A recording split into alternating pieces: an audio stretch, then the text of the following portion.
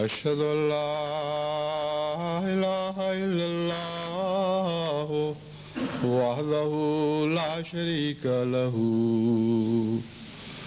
وأشهد أن محمدا عبده ورسوله أما بعد فأعوذ بالله من الشيطان الرجيم بسم الله الرحمن الرحيم الحمد لله رب العالمين الرحمن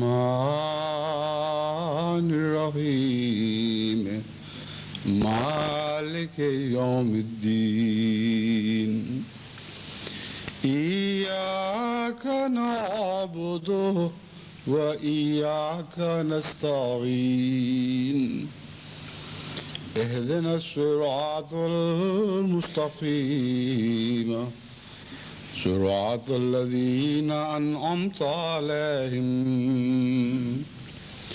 غير المغضوب عليهم ولا الضالين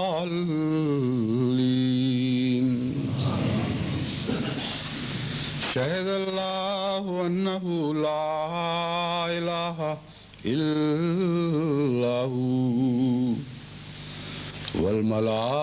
والملائكة أولو العلم قائم والملائكة وأولو العلم قائما بالقسط لا إله إلا هو العزيز الحكيم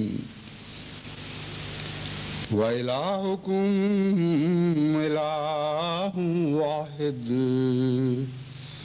لا إله إلا هو الرحمن الرحيم. پہلی آیت آل عمران 19 کی ہے. آل عمران سے آیت 19 تھی اور دوسری آیت سورہ بقرہ سے آیت 164. توحید کا جو مضمون میں بیان کر رہا ہوں اس کی طرف آنے سے پہلے چند اجتماعات سے متعلق اس خواہش کا ذکر کرنا چاہتا ہوں کہ ان اجتماعات کا بھی آج کے خطبے میں ذکر کیا جائے اور ان کے نام کوئی پیغام ہو.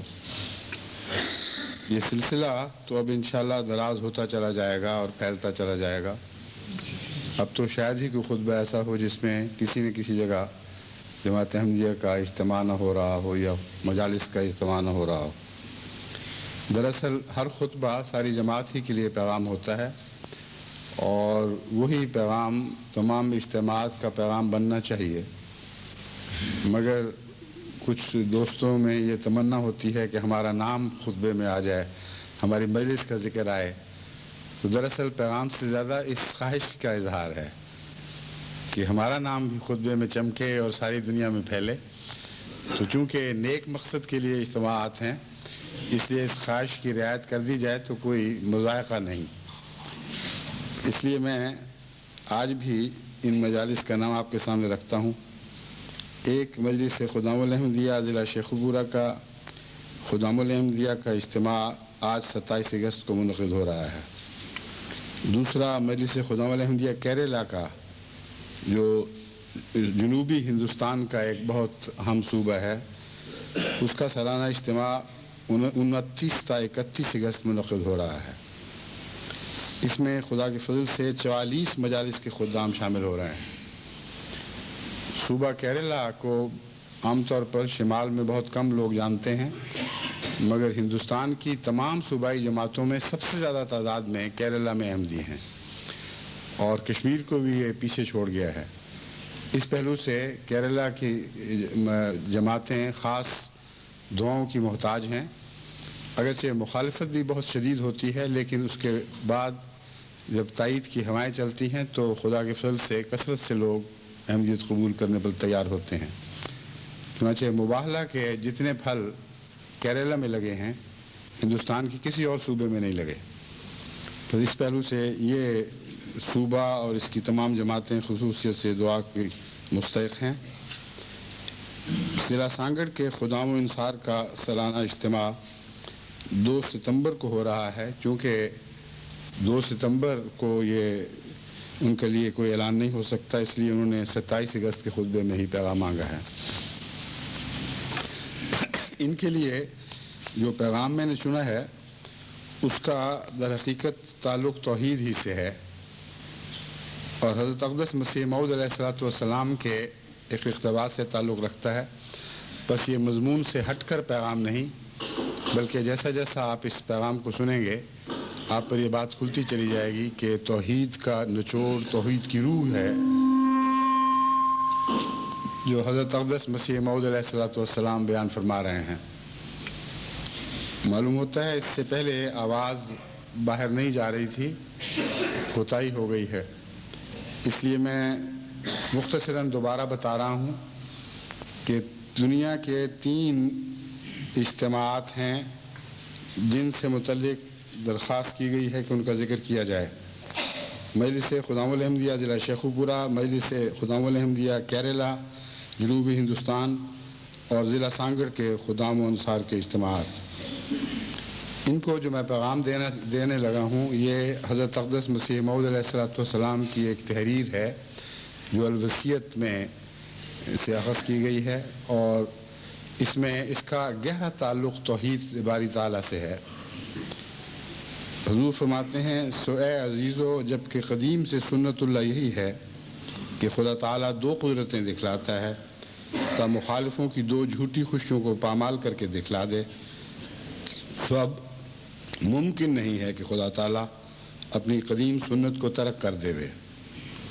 اس لیے تم میری اس بات سے جو میں نے تمہارے پاس بیان کی غمگین مت ہو اور تمہارے دل پریشان نہ ہو جائیں کیونکہ تمہارے لیے دوسری قدرت کا دیکھنا بھی ضروری ہے اور اس کا آنا تمہارے لیے بہتر ہے کیونکہ وہ دائمی ہے جس کا سلسلہ قیامت تک منقطع نہیں ہوگا اور وہ دوسری قدرت نہیں آ سکتی جب تک میں نہ جاؤں.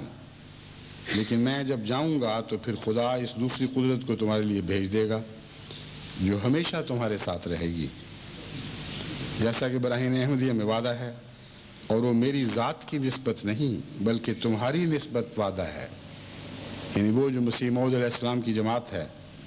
جیسا کہ خدا فرماتا ہے کہ میں اس جماعت کو جو تیرے پیروں ہیں قیامت تک دوسروں پر غلبہ دوں گا. وہ ہمارا خدا وعدوں کا سچا اور وفادار اور صادق خدا ہے. وہ سب کچھ تمہیں دکھلائے گا جس کا اس نے وعدہ فرمایا ہے. ضرور ہے کہ یہ دنیا قائم رہے جب تک وہ تمام باتیں پوری نہ ہو جائیں جن کی خدا نے خبر دی ہے. میں خدا کی طرف سے قدرت کے رنگ میں ظاہر ہوا اور میں خدا کی ایک مجسم قدرت ہوں اور میرے بعد اور وجود ہوں گے جو دوسری قدرت کا مظہر ہوں گے۔ خدا تعالیٰ چاہتا ہے کہ ان تمام روحوں کو جو زمین کی متفرقہ آبادیوں میں آباد ہیں، کیا یورپ اور کیا ایشیا، ان سب کو جو نیک فطرت رکھتے ہیں توحید کی طرف کھینچے اور اپنے بندوں کو دین واحد پر جمع کرے۔ یہی خدا تعالیٰ کا مقصد ہے جس کے لیے میں دنیا میں بھیجا گیا، تو تم اس مقصد کی پیروی کرو مگر نرمی اور اخلاق اور دعاؤں پر زور دینے سے۔ اس پیغام میں بہت سے فتنوں کا سد باب فرما دیا گیا ہے جو جماعت احمدیہ میں پہلے بھی اٹھے اور آئندہ بھی اٹھنے کا احتمال رہتا ہے، اور اس مضمون کا گہرا تعلق خلافت آیت استخلاف سے ہے، اور حقیقت میں اسی کی یہ تفسیر ہے۔ اہل پیغام جنہوں نے خلافت سے اپنا تعلق توڑا، انہوں نے یہ عذر رکھا تھا کہ حضرت اقدس مسیح موعود علیہ السلام نے انجمن کے حق میں وصیت کر دی ہے، انجمن کو خود قائم فرما دیا، اور انتظامی امور اور دوسرے تمام امور میں جماعت کی سربراہ اب ہمیشہ کے لیے صدر انجمن احمدیہ ہوگی۔ یہ وہ فتنہ اٹھنا تھا جس کا حضرت اقدس مسیح موعود علیہ السلام نے ہمیشہ کے لیے قلقمہ فرما دیا، کیونکہ اس عبارت کو جب آپ غور سے دیکھیں گے تو آپ کو معلوم ہوگا کہ اس کے بعد خلافت کے سوا اور کسی انجمن کی کوئی گنجائش باقی نہیں رہتی۔ اگر انجمن مراد ہوتی تو انجمن تو حضرت مسیح موعود علیہ السلام نے اپنی زندگی میں قائم فرما دی تھی۔ یہ کیوں فرما رہے ہیں کہ اس قدرت ثانیہ کا آنا تقاضا کرتا ہے کہ پہلے میں جاؤں، میرے ہوتے ہوئے وہ قدرت ظاہر نہیں ہوگی۔ بس صاف پتہ چلا کہ وہ قدرت ثانیہ انجمن نہیں بلکہ کچھ اور اللہ تعالیٰ سے تائید یافتہ وجود ہیں جو حضرت اقدس مسیح موعود علیہ السلام کی قائم مقامی اور غلامی میں کھڑے ہوں گے۔ بس اس کی پہلی تفسیر حضرت خلیفۃ المسیح اول رضی اللہ تعالیٰ عنہ کی ذات میں مجسم ہوئی۔ وہ خلافت اولا وہ خلافت تھی جس کے اوپر ساری جماعت کو باندھ کر اکٹھا کر دیا گیا۔ چنانچہ حضرت خلیفۃ المسیح اول رضی اللہ تعالیٰ عنہ نے ایک موقع پر فرمایا کہ انجمن کو مخاطب کرتے، تمہاری اب کیا حیثیت ہے، تم میرے سامنے کوئی باتیں نہ کرو، خدا نے تمہیں باندھ کر میری غلامی میں کھڑا کر لا ڈالا ہے اور ہمیشہ کے لیے میرا مطیع کر دیا ہے۔ بس یہ وہ قدرت ثانیہ تھی جس کا وعدہ دیا جا رہا تھا، جو حضرت مسیح موعود علیہ السلام کے وصال کے بعد آنی تھی، اس سے پہلے نہیں۔ ایک یہ بعض دفعہ ہیلہ تراش کیا جاتا رہا ہے کہ قدرت سے مراد تائید الہی ہے جو قیامت تک جماعت کے ساتھ رہے گی، تو اس کا بھی وہی جواب ہے۔ کیا حضرت مسیح موعود علیہ السلام کی زندگی تک تائید الہی نے قادیان میں جھانک کے بھی نہیں دیکھا تھا؟ کیا یہ لازم کر دیا تھا اللہ تعالیٰ نے کہ جب تک مسیح موعود دنیا سے رخصت نہ ہو تائید الہی نہیں آئے گی؟ بس ایسا جاہلانہ خیال ہے کہ اس سے بڑھ کر جاہلانہ خیال اور کافرانہ خیال ممکن نہیں ہے کہ جس کو خدا امام مقرر فرما دے، انتظار کرے کہ وہ مر جائے تو پھر تائید الہی ظاہر ہو جو قیامت تک رہے۔ بس یہاں ایک نظام مراد ہے جس نظام کے مظہر مسیح موعود علیہ السلام فرماتے ہیں میری طرح بعض وجود ہوں گے، اور یہی وہ نظام خلافت ہے جو حضرت مسیح موعود علیہ السلام کے بعد جاری ہوا اور قیامت تک اس کے جاری رہنے کا وعدہ دیا گیا۔ پھر ایک اور فتنہ یہ بھی اٹھایا جاتا رہا ہے، اور حضرت خلیفۃ المسیح ثالث کی زندگی میں خصوصیت سے بڑے منظم طریق پر ایک پروپیگنڈے کے ذریعے جماعت میں یہ خیالات پھیلائے گئے کہ خلافت ٹھیک ہے لیکن وہ جو مجددیت کا دعویٰ ہے، وعدہ ہے، وہ دائمی ہے، اور اب وقت قریب آ رہا ہے، صدی ختم ہونے کو آ رہی ہے، اس لیے اب مجدد کو انتظار کرو اور مجدد کو تلاش کرو۔ جماعت میں کہیں کوئی مجدد پیدا ہو چکا ہے۔ حضرت مسیح موعود علیہ السلام فرماتے ہیں کہ یہ قدرت قیامت تک ہے، اور خدا نے مجھ سے وعدہ فرمایا ہے کہ قیامت تک یہ قدرت منقطع نہیں ہوگی۔ بس خلافت اگر قیامت تک قائم ہے تو اس کے ہوتے ہوئے مجددیت کا سوال کیا باقی رہ جاتا ہے؟ اور یہ فتنہ پرداز اس بات کو بھول گئے کہ حضرت اقدس محمد رسول اللہ صلی اللہ علیہ وآلہ وسلم نے جہاں مجددیت کی پیشگوئی فرمائی وہاں قیامت تک کا کوئی ذکر نہیں فرمایا، لیکن جہاں مسیح موعود کی پیشگوئی فرمائی وہاں یہ وعدہ فرمایا ثم تکون خلافت علی منہاج النبوہ۔ جو وعدے ہیں دراصل مسیح موعود کے آنے تک کی دیر ہے، جب مسیح موعود آ جائیں گے تو پھر فرمایا ثم تکون خلافت علی منہاج النبوہ، پھر خلافت قائم ہوگی اور منہاج نبوت پر قائم ہوگی، اور یہ وہ خلافت ہے جس کا آیت استخلاف میں ذکر ہے، یہ وہ خلافت ہے جو مومنین سے وعدہ کیا گیا ہے، اور یہی مضمون ہے جو حضرت مسیح موعود علیہ السلام یہاں واضح فرما رہے ہیں، جیسا کہ آیت استخلاف میں تھا وعد اللہ الذین آمنوا منکم وعملوا الصالحات لیستخلفنہم فی الارض۔ کیسی باریک عارفانہ نظر سے حضرت اقدس مسیح موعود علیہ السلام قرآن کی آیات پر نظر رکھتے ہیں اور ان کی تفسیر کرتے ہیں، خواہ حوالہ دیں یا نہ دیں، وہ مضمون آپ کی فہرست میں ایسا سرایت فرما چکا ہے کہ جب بھی بات کرتے ہیں قرآن کی بات کرتے ہیں تو دیکھیں فرمایا یہ وعدہ میری نسبت نہیں بلکہ تمہاری نسبت ہے، یہ جماعت احمدیہ سے وعدہ دیا گیا ہے۔ چنانچہ آیت استخلاف میں بھی گو مخاطب آن حضور صلی اللہ علیہ وآلہ وسلم تھے، لیکن وعدہ آپ کے غلاموں سے کیا گیا ہے۔ وعد اللہ الذین آمنوا منکم وعملوا الصالحات لیستخلفنہم فی الارض کما استخلف الذین من قبلہم۔ بس اس فتنے کا بھی ہمیشہ کے لیے رد فرما دیا گیا۔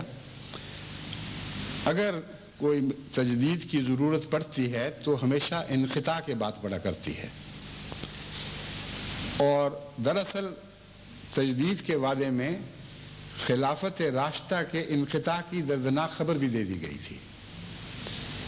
اگر خلافت راشدہ جاری رہتی تو کسی اور مجدد کا سوال ہی پیدا نہیں ہوتا تھا، ورنہ ہر صدی کے سر پر خلافت کے ساتھ ایک اور رقیب اٹھ کھڑا ہوتا اور صدی در صدی امت الہی منشاء کے مطابق منقطع ہو جاتی اور کاٹی جاتی اور متفرق ہو کے بکھر جاتی۔ بس کیسی جاہلانہ اسکیم ہے، کیسا جاہلانہ تصور ہے جو یہ لوگ اللہ کی طرف منسوب کرتے رہے، اور طرح طرح کی دل آزاریوں سے حضرت خلیفۃ المسیح ثالث کے دل کو چرکے لگاتے رہے۔ آپ نے بارہا جماعت کو کھلے بندوں سمجھانے کی کوشش کی، لیکن یہ فتنہ اسی طرح مقابل پر سر اونچا کیے رہا، یہاں تک کہ خدا نے اس فتنے کا سر توڑ دیا، اور خدا نے ثابت کر دیا کہ خلیفۃ المسیح ثالث کی تعبیر درست تھی، جو تفسیر آپ نے فرمائی تھی وہی تفسیر سچی تھی، اور پھر خدا کی تائیدی گواہی اور عملی گواہی نے ہمیشہ کے لیے اس فتنے کا سر کچل دیا ہے۔ ان لوگوں کے لیے جن میں ایمان اور شرافت اور تقوی ہو، جن کے دل ٹیڑھے ہیں، ان کے لیے تو کوئی وعدہ نہیں ہے، ان کو تو قرآن بھی ہدایت نہیں دے سکتا، کیونکہ جو دل تقوی سے آ رہی ہو اس کے لیے کوئی ہدایت نہیں ہے۔ مگر میں جماعت احمدیہ کو مخاطب ہوں، جن کے بھاری اکثریت کے متعلق میں جانتا ہوں اور گواہی دیتا ہوں کہ وہ تقوی پر قائم ہے، اس لیے کہ خدا کا سلوک ان سے وہ ہے جو متقیوں سے کیا جاتا ہے، اس لیے کہ خدا کی وہ تائیدات ان کو نصیب ہیں جو متقیوں کو نصیب ہوا کرتی ہیں۔ بس دلوں پر تو میری کوئی نظر نہیں، مگر خدا تعالیٰ کی فعلی شہادتیں بتا رہی ہیں کہ وہ متقیوں کی جماعت ہے جس کے ساتھ وہ مسلسل اس قدر کثرت کے ساتھ احسان اور رحمت اور فضلوں کا سلوک فرماتا چلا جا رہا ہے۔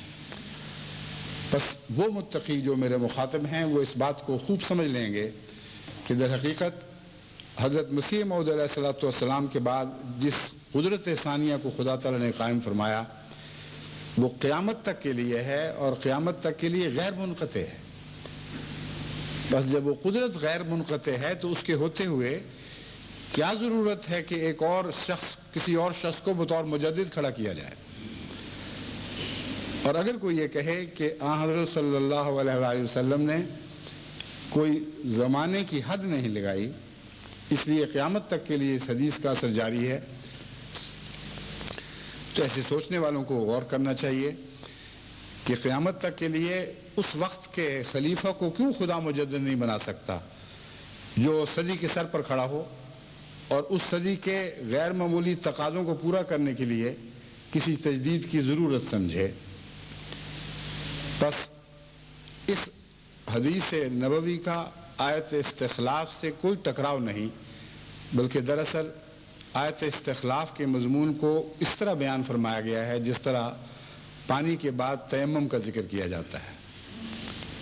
اگر خلافت قائم نہ رہے تو خدا اس امت کو چھوڑے گا نہیں، اور مسلسل نہیں تو کم سے کم ہر صدی کے سر پر ضرور کوئی ایسا ہدایت یافتہ وجود بھیج دے گا جو اس وقت تک جمع ہوئی گمراہیوں کا ازالہ فرمائے گا، یا ایک سے زائد ایسے وجود بھیج دے گا جو مختلف جگہوں پر تجدید دین کا کام کریں گے۔ جب خلیفہ موجود ہو تو پھر خلافت سے الگ کسی تجدید کی ضرورت نہیں ہے، اور وہ خلافت جس کا مسیح موعود کے ساتھ وعدہ کیا ہے اتنی نمایاں طور پر الہی تائید یافتہ خلافت ہے کہ اس کے ہوتے ہوئے اگر آپ تجدید کا تصور کریں تو یہ ماننا لازم ہوگا کہ یہ خلافت ہلاک ہو چکی ہے، اس میں کوئی تقویٰ کی روح باقی نہیں رہی۔ ایسی صورت میں پھر الگ مجدد اگر کھڑا کیا جاتا ہے تو یہ پھر اللہ کا کام ہے، اور اللہ کے کام جب ظاہر ہوتے ہیں تو خود اپنا ثبوت اپنی ذات میں رکھتے ہیں، کسی بحث کے محتاج نہیں ہیں، مگر خدا کے کام خدا کے وعدوں کے خلاف نہیں ہوا کرتے۔ حضرت مسیح موعود علیہ السلام فرماتے ہیں ہمارا خدا وعدوں کا سچا اور وفادار اور صادق خدا ہے، وہ سب کچھ تمہیں دکھلائے گا جس کا اس نے وعدہ فرمایا ہے۔ ضرور ہے کہ یہ دنیا قائم رہے جب تک وہ تمام باتیں پوری نہ ہو جائیں جن کی خدا نے خبر دی ہے۔ میں خدا کی طرف سے قدرت کے رنگ میں ظاہر ہوا، اور میں خدا کی ایک مجسم قدرت ہوں، اور میرے بعد بعض اور وجود ہوں گے جو دوسری قدرت کا مظہر ہوں گے۔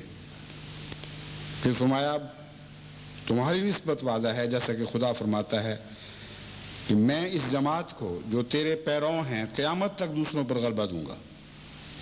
پھر فرمایا اس کا آنا تمہارے لیے بہتر ہے کیونکہ وہ دائمی ہے، اس کا آنا تمہارے لیے بہتر ہے کیونکہ وہ دائمی ہے جس کا سلسلہ قیامت تک منقطع نہیں ہوگا۔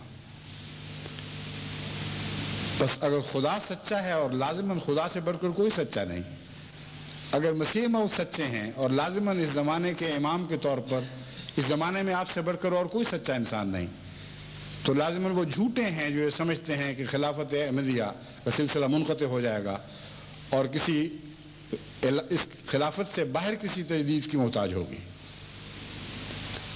پھر خدا تعالیٰ کی فعلی شہادت آپ کے سامنے ہے۔ دیکھیں صدی گزر گئی جس صدی کے سر پر یہ پروپیگنڈے کیے جا رہے تھے، لیکن کوئی مجدد ظاہر نہیں ہوا۔ دوسری صدی شروع ہو گئی اور اس کے 13 سال گزر چکے ہیں اور 14ویں میں داخل ہو رہے ہیں، لیکن خلافت احمدیہ سے باہر کوئی مجدد ظاہر نہیں ہوا۔ بس خدا کی اس گواہی نے ہمیشہ کے لیے ان لوگوں کے پروپیگنڈے کو جھٹلا دیا ہے جو کہا کرتے تھے کہ اب خلافت کے آخری سانس ہیں اور تجدید کے دن آ رہے ہیں، کسی مجدد کی تلاش کرو۔ میں تمہیں سچ سچ کہتا ہوں کہ ایسے لوگ اگر 100 سال کی عمریں بھی پائیں اور مر جائیں تو نامرادی کی حالت میں مریں گے اور کسی اور مجدد کا منہ نہیں دیکھیں گے۔ ان کی اولادیں بھی لمبی عمریں پائیں اور مرتی چلی جائیں، اور ان کی اولادیں بھی لمبی عمریں پائیں اور مرتی چلی جائیں، خدا کی قسم خلافت احمدیہ کے سوا کہیں اور مجدد کا منہ نہ دیکھیں گے۔ یہی وہ تجدید دین کا ذریعہ بنا دیا گیا ہے جو ہر صدی کے سر پر ہمیشہ جماعت کی ضرورتوں کو پورا کرتا چلا جائے گا۔ لیکن یاد رکھو حضرت مسیح موعود علیہ السلام نے فرمایا ہے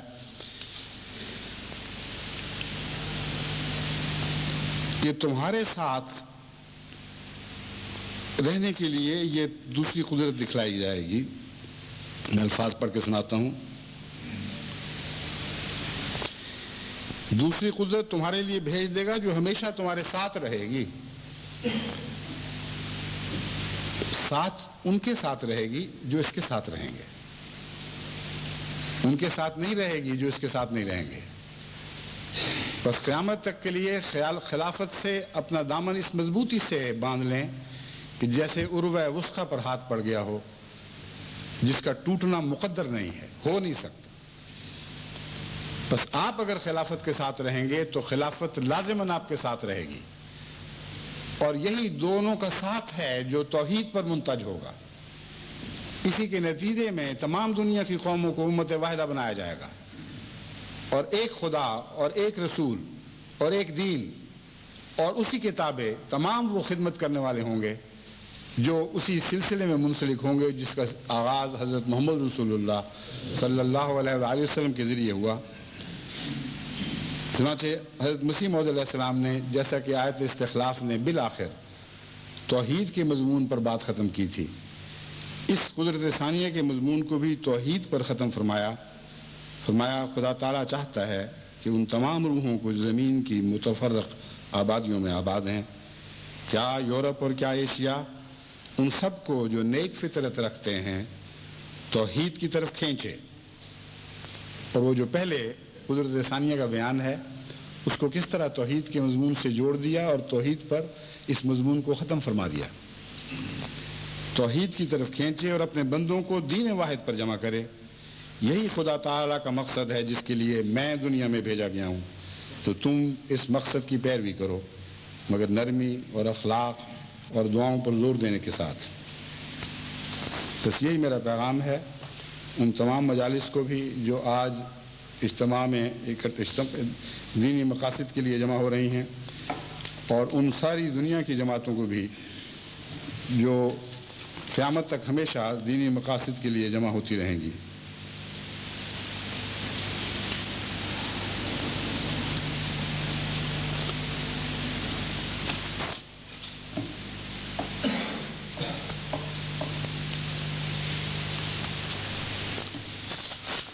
وہ آیات کریمہ جن کی میں نے تلاوت کی تھی، ان میں سے ایک آیت وہ ہے جو گزشتہ خطبے میں بھی میں نے تلاوت کر دی تھی، اور اس کا ایک حصہ کچھ بیان کرنا باقی تھا. وہ یہ ہے کہ اس آیت کریمہ میں اللہ تعالیٰ فرماتا ہے خدا تعالیٰ یعنی اللہ گواہی دیتا ہے کہ اس کے سوا اور کوئی معبود نہیں، اور یہ گواہی وہ کامل طور پر انصاف پر قائم ہوتے ہوئے دیتا ہے. اور اس کی ذیل میں ملائکہ بھی اور اہل علم بھی اسی طرح یہ گواہی دیتے ہیں. آخر پر نتیجہ یہ نکالا گیا کہ لا الہ الا هو العزیز الحکیم، کوئی معبود نہیں ہے خدا کے سوا، وہ عزیز بھی ہے اور حکیم بھی ہے. دراصل یہ تین چشمے ہیں جو توحید سے پھوٹ رہے ہیں جن کا یہاں بیان ہے. پہلا چشمہ عدل ہے. چشمہ عدل توحید سے پھوٹتا ہے. اگر خدا کے سوا کوئی دنیا میں اور یا کائنات میں کوئی اور معبود ہوتا تو پھر توحید کے نہ ہونے کی وجہ سے عدل کا قیام بھی ممکن نہیں تھا. کیونکہ جب رقیب پیدا ہو جائیں تو پھر عدل نہیں رہا کرتا، پھر کھینچا تانی ہوتی ہے، پھر اپنوں کو دوسروں پر غالب کرنے کے لیے انصاف ہو یا نہ ہو ہر کوشش کی جاتی ہے. اور خاص طور پر اگر دونوں رقیب طاقتور ہوں تو ایسی صورت میں عدل تو برعکس فساد ضرور برپا ہوتا ہے. تو قرآن کریم نے اسی مضمون کو دوسری جگہ فرمایا اللہ فسد تھا، اگر خدا کے سوا کوئی اور الہ ہوتا تو زمین و آسمان میں فساد پھیل جاتے. تو عدل کا فقدان لازماً فساد برپا کرتا ہے، اور توحید خالص کے نتیجے میں لازم ہے کہ عدل پیدا ہو. کیونکہ جس خدا کے سب ہیں وہ لازماً ان کو ایک نظر سے دیکھے گا، جس کی تمام کائنات اسی کی ہے. اس کو ضرورت کوئی نہیں ہے کہ ایک کو دوسرے سے فرق کر کے دکھا دے، ورنہ اپنی ذات میں وہ تفریق پیدا کرنے والا ہوگا. بس پاگل ہی ہے جو اپنی ذات کو پھاڑ دیا کرتا ہے. پاگل ہی ہوتا ہے جس کے اندر سے دو وجود اٹھتے ہیں، ایک پہلو سے ایک پاگل ایک وجود اختیار کر لیتا ہے، ایک دوسرے پہلو سے دوسرا وجود اختیار کر لیتا ہے. مگر وہ جو حکیم ذات ہو وہ اپنے اندر تفریق پیدا نہیں کیا کرتی. بس لیکن اس سے پہلے عزیز کا ذکر فرمایا. دراصل عزیز بھی یعنی صفت عزیز بھی توحید سے اور عدل سے بہت گہرا تعلق رکھتی ہے. عزیز کا جو ترجمہ آپ کو قرآن کریم میں ملے گا یعنی عام طور پر ہر جگہ لکھا ہوا یہی دکھائی دے گا کہ غالب، لیکن عزیز محض غالب نہیں ہے. اس سے پہلے ایک موقع پر میں نے درس قرآن کے وقت یہ ثابت کر دکھایا تھا کہ لفظ عزیز میں عزت اور احترام کا مضمون داخل ہے، محض غلبے کا مضمون نہیں. بس غالب دو قسم کے ہوا کرتے ہیں. ایسے غالب جن کا زور تو چلتا ہے مگر لوگ ان سے نفرت کرتے ہیں، ان کو بددعائیں دیتے ہیں، ان کا بد انجام دیکھنے کی تمنا کرتے ہیں. جب تک وہ غالب رہیں اس وقت تک ان کے سامنے گردنیں جھکی رہتی ہیں مگر دل نہیں جھکتے اور دماغ ان سے مطمئن نہیں ہوا کرتے. لیکن بعض ایسے غالب ہوتے ہیں جن کو قومیں دعائیں دیا کرتی ہیں، ان کی رعایا ان کے لیے دن رات دعائیں کرتی ہے، ان کی محبت میں مبتلا ہو جاتی ہے، ان کو سچی گہری عزت کی نظر سے دیکھتی ہے. ایسی عزت جو ان کے مرنے کے بعد بھی جاری رہتی ہے. بس وہ غلبہ جس کے ساتھ انصاف ہو وہی عزیز کا غلبہ ہوا کرتا ہے. وہ غلبہ جو انصاف سے عاری ہو وہ کبھی عزیز کا غلبہ نہیں بن سکتا.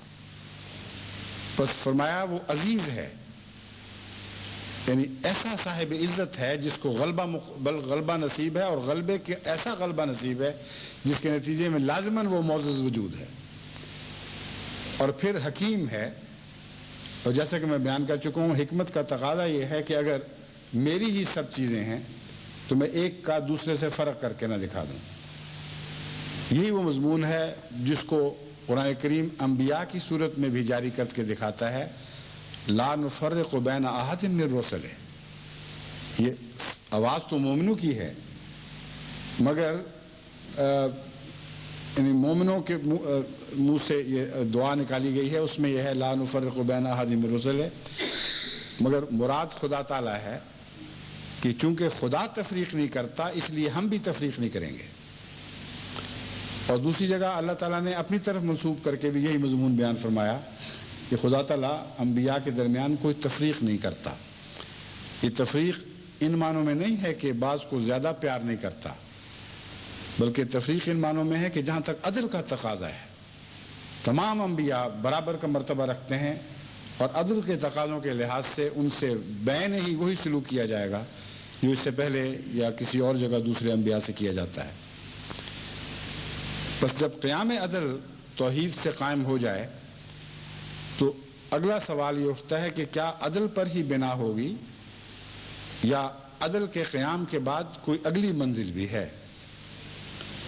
تو وہ آیت جو میں نے سورہ البقرہ سے پڑھ کر سنائی ہے اس میں اللہ تعالیٰ اس مضمون کو یوں بیان فرماتا ہے وَإِلَٰهُكُمْ إِلَٰهٌ وَاحِدٌ. دیکھو تمہارا خدا ایک ہی خدا ہے اور کوئی معبود نہیں.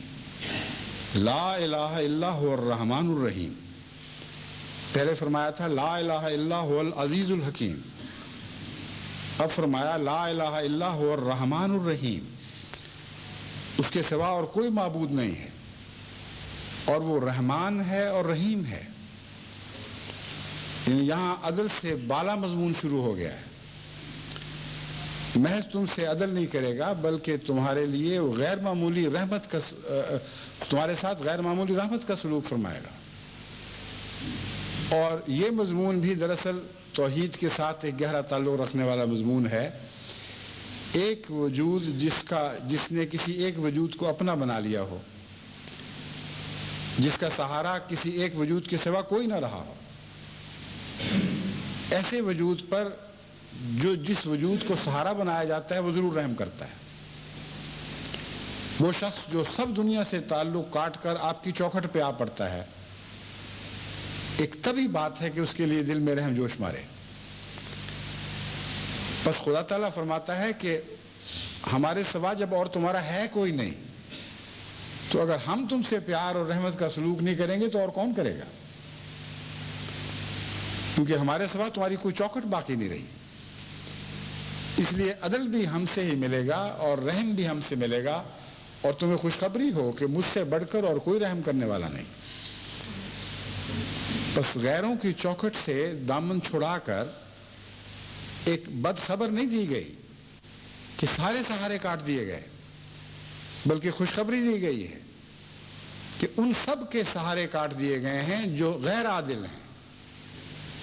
تمہیں عادل کے دامن سے وابستہ فرما دیا گیا ہے، اور مبارک ہو کہ وہ عادل صرف عادل ہی نہیں بلکہ سب سے بڑھ کر رحم کرنے والا ہے۔ بس دیکھیں توحید کا مضمون کس شان کے ساتھ ترقی کرتا ہوا، یعنی ترقی ان معنوں میں تو نہیں کہ پہلے ادنا تھا پھر اعلیٰ ہوا، ہمارے فہم کے لحاظ سے، ہمارے ادراک کے اعتبار سے یہ مضمون یوں لگتا ہے جیسے ترقی کرتا ہوا اپنی آخری انتہا کو جا پہنچا ہے۔ پھر فرمایا رحمان الرحمن الرحیم، ایسا رحمان نہیں ہے تمہارا خدا جو ایک دفعہ رحم کر کے سب کچھ دے کر تمہیں بھلا دے، الرحیم ہے، لازماً دائماً تم سے تعلق رکھے گا، پھر تمہیں کبھی نہیں چھوڑے گا۔ تو اس کے بعد کسی اور خدا کی ضرورت کیا باقی رہ جاتی ہے؟ جب ہر دوسرا معبود جس کو تم معبود بنو حالانکہ معبودیت کا حق نہیں رکھتا، در حقیقت عادل نہیں ہو سکتا۔ اور یہ حقیقت ہے کہ تمام جھوٹے معبود جو بنائے جاتے ہیں، اگر وہ واقعی وجود ہوں جن کو فرضی خدا بنا دیا گیا ہو تو وہ غیر عادل ہوا کرتے ہیں۔ اگر اپنے خاص مریدوں سے انصاف کرتے ہیں تو دوسروں کے انصاف کو قربان کر کے کرتے ہیں، اس لیے نہ ان کا عدل عدل ہے نہ ان کا رحم رحم ہے۔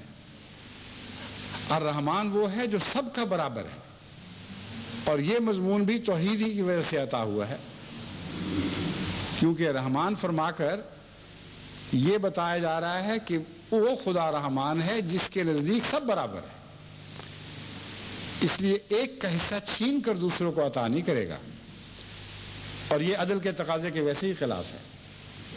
بس کامل عدل والا خدا رحمانیت کے آخری عروج، آخری مقام پر فائز ہے، جس سے بڑھ کر رحمانیت کا مقام متصور نہیں ہو سکتا، اور زمانی لحاظ سے وہ دائمی رحمت کرنے والا وجود ہے، تمہیں کبھی چھوڑ کر نہیں جائے گا۔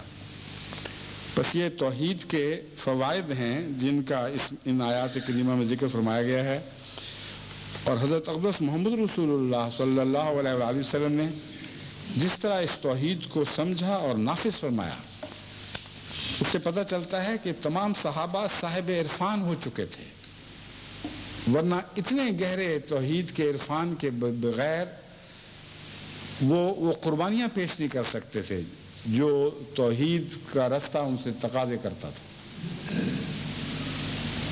توحید کا مطلب ہے ہم نے سب دنیا کو چھوڑ کر اے خدا تیرا دامن پکڑ لیا ہے، اور کامل یقین کے ساتھ تجھے پکڑا ہوا ہے، جانتے ہوئے کہ تیرے سوا کوئی عدل نہیں، جانتے ہوئے کہ تیرے سوا کوئی رحم نہیں ہے۔ ایسی صورت میں خدا بعض دفعہ آزمائش میں ڈالتا ہے اور پہچانتا ہے، یعنی ویسے تو خدا علم رکھتا ہے مگر انہیں دنیا کے لیے گواہ بنا دیتا ہے کہ یہ لوگ سچے تھے۔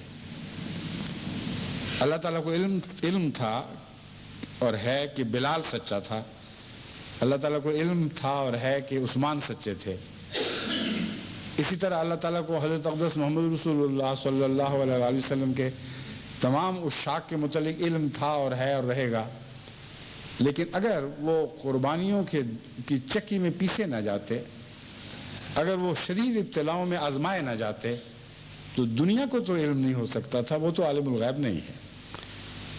بس محمد رسول اللہ کی صداقت کی گواہی دینے کے لیے اور آپ سب کے مل کر خدا کی توحید کی گواہی دینے کے لیے وہ ابتدائی دور قربانیوں کا انتہائی دردناک دور تھا۔ توحید کے لیے کبھی کسی قوم نے ایسی دردناک قربانیاں نہیں دیں جیسے حضرت اقدس محمد مصطفیٰ صلی اللہ علیہ وآلہ وسلم اور آپ کے غلاموں نے دی، اور شہداء کا یہ معنی ہے جس کو آپ کو ہمیشہ پیش نظر رکھنا چاہیے۔ شہد اللہ، اللہ گواہی دیتا ہے، اور ساتھ وہ لوگ بھی گواہی دیتے ہیں۔ اللہ تو تکلیفوں اور ابتلاؤں سے منزہ ہے، مگر یہ لوگ کیسی گواہی دیتے ہیں؟ وہ گواہی جو حرص کے لیے دی جائے اس کی تو کوئی قدر و قیمت نہیں ہوا کرتی، اس کا اسی کوئی حقیقت نہیں۔ وہ گواہی جو اپنے نفس کی خاطر دی جائے اس کی بھی کوئی حقیقت نہیں ہے۔ وہ گواہی جو اپنے نفس کے خلاف دی جائے، اپنے مفادات، ظاہری مفادات کے خلاف دی جائے، وہ گواہی جس کو نتیجے میں شدید ابتلاؤں کا سامنا کرنا پڑے اور انتہائی دردناک مظالم کے چکی میں پیسا جائے، وہ گواہی ہے جو سچی گواہی ہے۔ اور یہ وہ گواہی تھی جو حضرت رسول اکرم صلی اللہ علیہ وآلہ وسلم کے ساتھ آپ کے تمام صحابہ نے دی ہے۔ اور یاد رکھیں کہ اسلام کا آغاز حقیقت میں توحید ہی کا آغاز تھا۔ یہ قربانیوں کا دور وہ ہے جہاں توحید اور اسلام ایک ہی چیز کے دو نام تھے، اور تمام تر تکلیفیں جو حضرت اقدس محمد رسول اللہ اور آپ کے غلاموں کو دی گئیں وہ خالصتاً توحید کی وجہ سے دی گئی ہیں۔ کسی اور چیز کا جھگڑا ہی نہیں تھا، جھگڑا ہی توحید کا تھا۔ اگر محمد رسول اللہ صلی اللہ علیہ وآلہ وسلم اور آپ کے غلام یہ اعلان کر دیتے کہ خدا واحد نہیں ہے تو جو چاہے مذہب بناتے، جس مذہب کی چاہے پیروی کرتے، جس طرح چاہے زندگی کو اپنی زندگی کو ڈھالتے، کفار کو اس سے کوئی غرض نہیں تھی۔ وہ کہتے تھے کھلی چھٹی جو چاہو کرو، مگر خدا واحد کا نام نہ لو، ہمارے بتوں کا بھی ذکر کرو، پھر ہم تمہیں اجازت ہے جو چاہو کرتے پھرو۔ بس سارا جھگڑا ہی توحید کا تھا۔ اس موقع پر جن صحابہ کے نام میں نے مثال کے طور پر آپ کے سامنے رکھے ہیں، ان میں ایک نام حضرت عثمان رضی اللہ تعالیٰ عنہ کا ہے جو بنو امیہ میں سے تھے۔ حضرت صلی اللہ علیہ وسلم کے دعوے کے وقت پختہ عمر کے تھے اور خوشحال تھے اور بہت معزز تھے، ایسے تھے جن کا بہت احسان لوگوں پر تھا، لیکن آپ کو بھی مظالم سے آپ پر بھی ظلم توڑے گئے، اور عرب دستور کے مطابق یہ ظلم ایک ایسے شخص نے آپ پر روا رکھے جس کو باقی قوم پوچھ نہیں سکتی تھی۔ حضرت عثمان کے متعلق آتا ہے کہ باقی جو عرب اہل مکہ تھے ان میں سے چونکہ اکثر پر آپ کے احسانات بہت تھے، اور پھر یہ بھی ایک رواج تھا عربوں میں کہ کوئی طاقتور قبیلے کا فرد ہو تو اس قبیلے سے باہر کے آدمی اس کو غزا نہیں پہنچا سکتے، کیونکہ عربوں میں عصبیت بہت تھی۔ مذہبی اختلاف پر بھی ان کو زد و کوب کیا جاتا، ان کی عصبیت بعض دفعہ اٹھ کھڑی ہوتی تھی، کہتے تھے اچھا تم نے ہمارے آدمی کو مارا، ہم تمہارے آدمی کو ماریں گے۔ بس حضرت عثمان پر جو مظالم توڑے ہیں آپ کے چچا حکم بن ابی العاص نے توڑے ہیں۔ آپ کو رسیوں سے باندھ کر پیٹا جاتا تھا اور مسلسل لمبے عرصے تک یہ ظلم آپ پر برپا کیے جاتے رہے، لیکن آپ نے کبھی اف نہیں کی، اسی طرح رسیوں میں بندھے ہوئے مار کھاتے رہے۔ پھر زبیر بن العوام تھے جو قبیلہ اسد سے تعلق رکھتے تھے، جوان مرد اور خوب روح مشہور تھے، ان کو بھی ان کا ظالم چچا ہی صدائیں دیا کرتا تھا۔ ان کو چٹائی میں لپیٹ کر آگ کا دھواں چٹائی میں دیتا تھا، اس پہ دم گھٹتا تھا اور نہایت ہی خوفناک اذیت ہوتی تھی، لیکن خاموشی سے صبر کے ساتھ اس کو برداشت کرتے رہے، اور ایک دفعہ بھی آپ نے کوئی کلمہ کفر منہ سے نہ نکالا۔ ان دو چچاؤں کی مثال میں نے پہلے اس لیے دی ہے کہ حضرت اقدس محمد رسول اللہ صلی اللہ علیہ وآلہ وسلم کے بھی ایک چچا تھے، ان پر بھی قوم نے دباؤ ڈالا تھا، لیکن آخر وقت تک انہوں نے حضرت صلی اللہ علیہ وآلہ وسلم کی حمایت سے اپنا ہاتھ نہیں کھینچا۔ جب کھینچنے کے لیے آمادہ ہوئے تھے تو حضرت اقدس محمد رسول اللہ صلی اللہ علیہ وآلہ وسلم کے جواب کی شوکت سے ایسا متاثر ہوئے کہ انہوں نے کہا کہ اے میرے بھتیجے، جو چاہے کرتا پھر، میں ہمیشہ تیرے ساتھ رہوں گا۔ بس اس وجہ سے میں امید رکھتا ہوں کہ اللہ تعالیٰ حضرت ابو طالب سے رحم کا سلوک فرمائے گا اور ان کو بھی اپنی رحمتوں سے خالی نہیں رکھے گا۔ دوسرے بھی تو چچا تھے جیسا کہ میں نے بیان کیا ہے، دیکھیں کیسے ظالم لوگ تھے اور کس طرح توحید سے دامن چھڑانے کے لیے کیسی کیسی تکلیفیں ایجاد کرتے اور ان میں لطف محسوس کیا کرتے تھے۔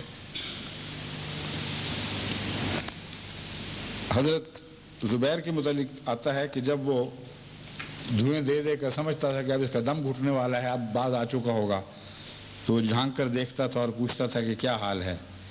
وہ کہا کرتے تھے صداقت کو پہچان کر پھر اس سے انکار نہیں ہو سکتا، اس کے سوا اور کوئی جواب نہیں تھا۔ سعید بن زید جو حضرت عمر کے بہنوئی تھے، بنو عدی سے تھے اور اپنے حلقے میں معزز تھے، وہاں بھی عرب دستور کے مطابق غیر کو ضرورت نہیں تھی کہ ان کو تکلیف پہنچاتا، لیکن حضرت عمر خود اپنے بہنوئی کو بعض دفعہ اس طرح مارا کرتے تھے کہ لٹا کر چھاتی پر سوار ہو جاتے تھے، اور بعض دفعہ کبھی بہن نے چھڑانے کی کوشش کی تو وہ زخمی بھی ہو گئیں، لیکن مسلسل اس اذیت کے باوجود انہوں نے ایک دفعہ بھی کلمہ کفر نہیں منہ سے نکالا اور توحید ہی کا ہمیشہ اقرار کرتے رہے۔ حضرت عبداللہ بن مسعود اس کے نام سے کون واقف نہیں ہوگا، آپ قبیلہ حذیل میں سے تھے۔ انہیں قریش نے ایک دفعہ سینے کعبہ میں اتنا مارا کہ وہ ہلکان ہو کر اس طرح گر پڑے گویا مردہ ہو چکے ہوں، لیکن اللہ تعالیٰ نے چونکہ آپ سے بہت کام لینے تھے اس لیے انہیں لمبی زندگی عطا فرمائی، اور ساری امت پر ہمیشہ کے لیے روایات اور تفسیر کے سلسلے میں انہیں بہت بڑا احسان فرمایا ہے۔ ابو ذر غفاری یا غفاری کو قریش اتنا مارا کرتے تھے کہ زمین مارتے مارتے زمین پر بچھا دیتے تھے، یعنی اس طرح نڈھال کر کے پھینک جاتے تھے کہ گویا وہ مر چکا ہے اور پھر اٹھ نہیں سکے گا۔ ایک ایسی موقع پر حضرت عباس بن عبد المطلب نے ان کو کہا، اذیت دینے والوں کو، کہ دیکھو تم ایسا نہ کرو، کیونکہ یہ شخص بنو غفار سے تعلق رکھتا ہے، اور بنو غفار کے شامی تجارت کے رستے، بنو غفار تمہارے شامی تجارت کے رستے پر واقع ہیں، اور عرب عصبیت اگر بھڑک اٹھی اور ان کو پتہ چلا کہ تم ان کے ساتھ یہ سلوک کرتے ہو تو تمہارے تجارت کے رستے بند ہو جائیں گے۔ چنانچہ اس وجہ سے پھر انہوں نے حضرت ابو ذر غفاری سے اپنے ہاتھ کھینچ لیے۔ یہ تو آزادوں کا حال تھا، اب اندازہ کریں کہ غلاموں سے کیا سلوک ہوتا ہوگا۔ آزاد قوموں کو اپنے قبیلوں کی حمایت حاصل تھی، اور جیسا کہ میں نے بیان کیا ہے قبیلے والے ہی اور ان میں سے بھی بڑے اگر ظلم کریں تو الگ بات تھی، ورنہ غیر کو ضرورت نہیں ہوتی تھی۔ وہ غلام تو ہر کس و ناقص کی ملکیت بن جایا کرتا تھا، جس طرح گلیوں کے کتے ہوتے ہیں، بعض دفعہ عرب اس سے بھی بدتر غلاموں سے سلوک کیا کرتے تھے۔ ان میں صرف بلال بن رواح ہیں، امیہ بن خلف کے ایک حبشی غلام تھے۔ امیہ ان کو دوپہر کے وقت جبکہ آسمان سے آگ برس رہی ہوتی تھی، مکے کے پتھریلے علاقوں میں جب میدان بھٹی کی طرح تپنے لگتے تھے، اس وقت باہر لے جاتا، پیٹھ سے قمیض اتار دیتا تھا اور لٹا کر گرم پتھر آپ کی چھاتی پر رکھ دیا کرتا تھا اور کہتا تھا لات اور عزا کی پرستش کرو اور محمد سے علیحدہ ہو جاؤ، ورنہ اسی طرح عذاب دے دے کر مار دوں گا۔ بلال اس اذیت کی انتہا کے وقت اور تو کچھ نہیں کہہ سکتے تھے، مگر مسلسل احد احد احد کی آواز اٹھتی رہتی تھی۔ بسا اوقات آپ بے ہوش ہو جاتے تھے، مگر بے ہوشی کے وقت بھی آخری آواز آپ کے منہ سے احد احد احد کی اٹھ رہی ہوتی تھی۔ ایک موقع پر حضرت ابو بکر رضی اللہ تعالیٰ عنہ نے جب اس زور و ستم کو دیکھا تو بہت بڑی قیمت دے کر بلال کو آزاد کروا لیا۔ جہاں تک امیہ کا تعلق ہے، جب وہ عہد کی آواز سنتا تھا تو اس کی آتش غضب اور بھڑک اٹھتی تھی، اور بعض دفعہ ان کے گلے میں رسا ڈال کر گلی کے آوارہ لڑکوں کو کہتا تھا کہ انہیں پتھریلی گلیوں میں گھسیٹتے پھرو جس طرح کتے کو گھسیٹا جاتا ہے، اور اس طرح حضرت بلال ان گلیوں میں گھسیٹے جاتے تھے، اور مسلسل ایک ہی آواز تھی جو آپ کے منہ سے زبان سے اٹھتی تھی، احد احد احد، اور پتہ روایت والے بیان کرتے ہیں کہ یہی آواز دیتے دیتے آپ بے ہوش ہو جایا کرتے تھے. پھر ابو فکیہ صفوان بن امیہ کے غلام تھے. یہ صفوان بن امیہ نے بھی یہی طریق سیکھ لیا تھا. گرم زمین پر ان کو لٹا دیتا تھا اور سینے پر بھاری پتھر رکھ دیا کرتا تھا، یہاں تک کہ ان کی زبان باہر نکل جاتی تھی اس بوجھ سے اور تکلیف سے، لیکن کبھی ایک دفعہ بھی کلمہ کفر ان کے منہ سے نہیں نکلا. عامر بن فہیرہ بھی ایک غلام تھے، انہیں بھی اسلام کی وجہ سے سخت تکلیف دی جاتی تھی. حضرت ابو بکر نے خرید کر اپنے پاس بکریاں چرانے پر نوکر رکھ لیا. لبیبہ بنو عدی کی لونڈی تھیں.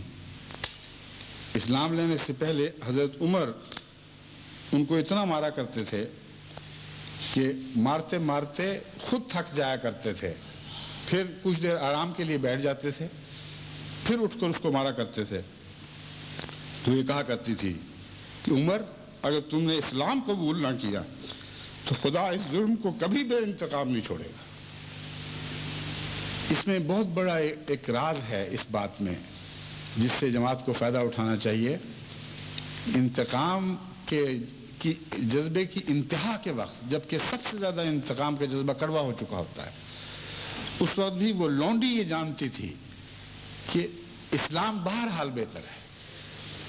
اگر میں خدا سے یہ بد دعا کروں کہ اس کو ضرور ذلیل اور رسوا کرے تو خدا ایسا ہی کرے گا، مگر میری تمنا یہ ہے کہ اسلام قبول کر لے اور اس کے سارے گناہ بخشے جائیں. تو یہ کہا کرتی تھی کہ اگر تم نے اسلام قبول نہ کیا تو ایسا ہوگا.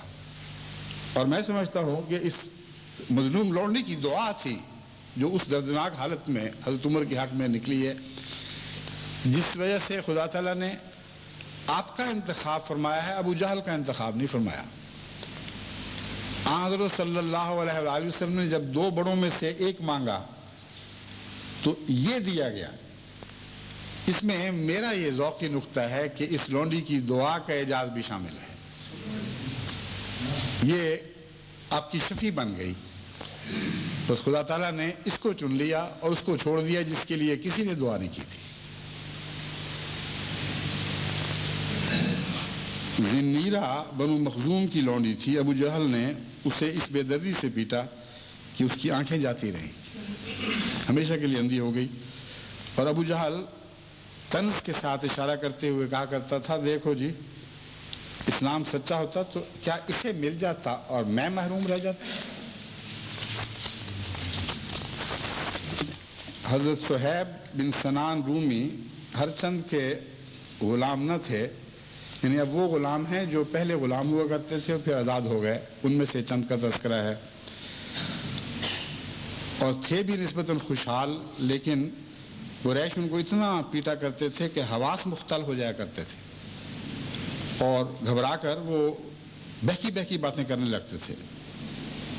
یہ وہی شعیب ہیں جن کو حضرت عمر نے زخمی ہونے کے بعد اپنے پیچھے اپنے زخمی ہونے کی حالت میں امام الصلاۃ مقرر فرمایا تھا. کہاں وہ مقام اور کہاں یہ مقام دیکھیں، اللہ تعالیٰ کی شان دیکھیں. اور کہاں وہ بلال جو گلیوں میں گھسیٹا جاتا تھا، جس کو ہر کس و ناقص، ہر گندا لونڈا گلی کا رسیوں کے ساتھ پتھری زمینوں پہ گھسیٹتے ہوئے مذاق بھی اڑاتا ہوگا، کہہ کے لگاتا ہوگا. اور اس دردناک عذاب پر وہ ان گلیوں میں ایک تماشا بنا لیا گیا ہوگا. ایک ایسا وقت آیا کہ جب حضرت عمر حضرت بلال کو دیکھتے تھے تو سیدنا بلال کر کے اٹھ کھڑے ہوتے تھے کہ دیکھو ہمارا آقا بلال آ گیا ہے. بس دیکھو غلاموں کو توحید نے کیسی عزت بخشی تھی، کیسی عظمت عطا کی تھی. اور مکے میں داخل ہوتے ہوئے ایک اس غلام کا جھنڈا بھی تھا جس کے متعلق حضرت محمد رسول اللہ نے اعلان فرمایا تھا کہ اے اہل مکہ، اگر تم بلال کی پناہ میں آ جاؤ اور اس کے جھنڈے کے نیچے آ جاؤ تو تمہیں معاف کر دیا جائے گا. تو خدا واحد ان لوگوں کو کبھی بے اجر نہیں چھوڑتا جو اس کی خاطر دکھ اٹھاتے ہیں اور تکلیفیں سہتے اور عذابوں میں مبتلا کیے جاتے ہیں. لوگ ان کو بھول جاتے ہیں مگر خدا ان کو ہمیشہ یاد رکھتا ہے. اور عزت پر عزت دیتا چلا جاتا ہے۔ خباب بن الارت بھی ایک غلام، اب غلام نہیں رہے تھے، مگر اپنا کام کرنے سے پہلے یہ لوہار ہوا کرتے تھے، آپ ایک غلام ہی تھے۔ چونکہ یہ لوہار تھے، بھٹی دہکایا کرتے تھے جس میں پھر لوہا پگھلا کر اس کو کوٹ کر پھر اس کی مختلف چیزیں بناتے تھے۔ تو کفار مکہ کو یہ بہت اچھا اپنی طرف سے موقع ہاتھ آ گیا۔ بعض دفعہ ان کی بھٹی سے کوئلے نکال کر ان کو ان کوئلوں پر لٹا دیا جاتا تھا، اور ایک شخص ان کی چھاتی پر بیٹھ جاتا تھا تاکہ ہل بھی نہ سکے۔ اس حالت میں ان سے کہا جاتا تھا کہ اب بولو خدا واحد ہے کہ نہیں، اور ان کی طرف سے کبھی ایک دفعہ بھی کلمہ شرک منہ سے نہیں نکلا۔ اسی حالت میں اپنے ہی چھالوں اور اپنے ہی خون سے وہ کولے ٹھنڈے ہو جایا کرتے تھے، جو اتنے گرم تھے کہ لوہے کو پگھلا دیا کرتے تھے۔ بعد کے زمانے میں بعض دفعہ وہ اپنا کرتا قمیض اٹھا کر دکھایا کرتے تھے کہ یہ دیکھو، جس طرح برس کے داغ ہوں اس طرح وہ کوئلوں کو بجھا کر وہ ساری وہ پیٹھ یوں لگتا تھا جس سے برس کا شکار ہو گئی ہو، اس پہ وہ سفید داغ پڑ چکے تھے۔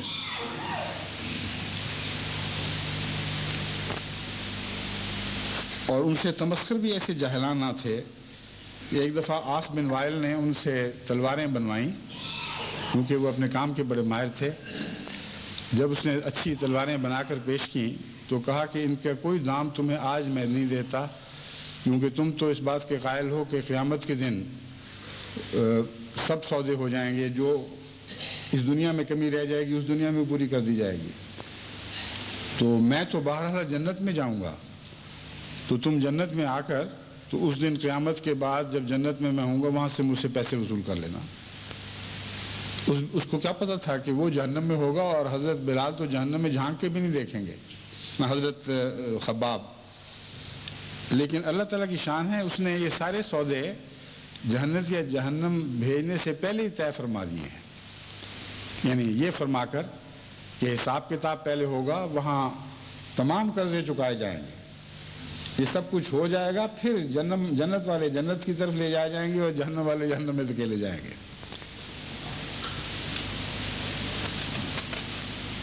پھر آپ حضرت عمار کے والد یاسر اور ان کی والدہ سمیہ کو یاد کریں، جو بنو مخزوم سے تعلق رکھتے تھے۔ بنو مخزوم کی غلامی میں کبھی سمیہ رہ چکی تھی مگر اب آزاد تھیں۔ ان کو ایسے عذاب دیے گئے کہ ان کے ذکر سے بھی رونگٹے کھڑے ہو جاتے ہیں اور جسم پر لرزہ طاری ہو جاتا ہے۔ حضرت یاسر تو کچھ عرصہ ان دکھوں کو برداشت نہ کر کے آخر اس دنیا سے رخصت ہوئے، اپنی جان آفرین کے سپرد کر دی۔ ان کی والدہ سمیہ پیچھے کچھ دیر زندہ رہیں، یہاں تک کہ ابو جہل نے ان کی ران پہ نیزہ مارا جو ران کو چیرتا ہوا پیٹ تک اتر گیا، اور اس حالت میں انہوں نے تڑپ کر جان دے دی۔ ایک عمار بیچارہ بچہ رہ گیا تھا، اس سے بالآخر یہ دباؤ برداشت نہیں ہوا، اور ایک موقع پر اس نے اپنی جان بچانے کے لیے، عذاب سے چھٹکارے کے لیے کلمہ کفر کہہ دیا، لیکن بعد میں زار روتا اور تڑپتا ہوا حضرت محمد رسول اللہ کی خدمت میں حاضر ہوا، تو اسے کہا یا رسول اللہ میں آپ کے متعلق کچھ بات کہہ بیٹھا ہوں، ایک عذاب میں مبتلا ہوں، مجھے کوئی چین نہیں ہے، یا رسول اللہ میں ہلاک ہو گیا، مجھے ظالموں نے اتنا دکھ دیا کہ میں کچھ ناگفتنی باتیں کہہ بیٹھا ہوں۔ آپ نے فرمایا تم اپنے دل کا حال کیسا پاتے ہو؟ عرض کیا یا رسول اللہ میرا دل تو اسی طرح مومن ہے، اور اللہ اور اس کے رسول کی محبت میں اسی طرح سرشار ہے۔ آپ نے فرمایا تو پھر خیر ہے، خدا تمہاری اس لفظ کو معاف فرما دے گا۔ یہ تو آپ کے غلاموں کا حال تھا جن کی آپ نے تربیت دی تھی، مگر ساری قوم جو ان غلاموں کی طرح ہی ذلت کا، رسوائی اور نکبت کا شکار ہو چکی تھی۔ بڑے بڑے سردار تھے جن کی سرداریاں جاتی نہیں، بڑے بڑے صاحب شوکت اور ہیبت انسان تھے جن سے ادنا ذلیل انسانوں کی طرح سلوک کیے گئے، یہاں تک کہ ان کی ہمتیں جواب دے گئیں۔ سوال یہ ہے کہ حضرت اقدس محمد رسول اللہ صلی اللہ علیہ وآلہ وسلم کا ان باتوں میں کیا حال ہوتا ہوگا؟ میں تو اپنی کیفیت کو دیکھ کر کچھ اندازے کرتا ہوں. دنیا بھر میں کسی جگہ بھی کسی احمدی پر ظلم ہو تو مجھے ناقابل برداشت اذیت پہنچتی ہے، اور میں سوچتا ہوں، اس وقت میں سوچتا ہوں کہ میری اس اذیت کی جو انتہا ہے وہاں سے محمد رسول اللہ کی اذیت کا آغاز ہوتا ہے. آپ کے قدم میری اذیت کے سر پر ہیں، اور آپ رحمت للعالمین تھے. ان کے مقابل پر کوئی دنیا میں اور شخص ایسا حساس نہیں ہو سکتا جیسے آپ تھے. بس ان میں سے ہر ایک جو اذیت دیے جاتا تھا، خدا کی قسم ان سے بڑھ کر محمد رسول اللہ اذیت میں مبتلا کیے جاتے تھے. میں گواہی دیتا ہوں، میں اپنے ذاتی تجربے سے گواہی دیتا ہوں کہ انسان کا تصور بھی ان باتوں کو نہیں پہنچ سکتا جس حد تک محمد رسول اللہ کو اذیت پہنچی ہے. لیکن صبر کی تلقین فرمایا کرتے تھے، اور خود بھی صاحب صبر تھے، اور ایسے صاحب صبر تھے کہ خدا تعالیٰ نے فرمایا ذو حظ عظیم، تم صبر کی باتیں کرتے ہو، اس کو تو حظ عظیم عطا ہوا ہے. ایسے صبر کی کوئی مثال دنیا میں اور پیش نہیں کی جا سکتی. اللہم صلی علی محمد و علی آل محمد وبارک وسلم انک حمید مجید.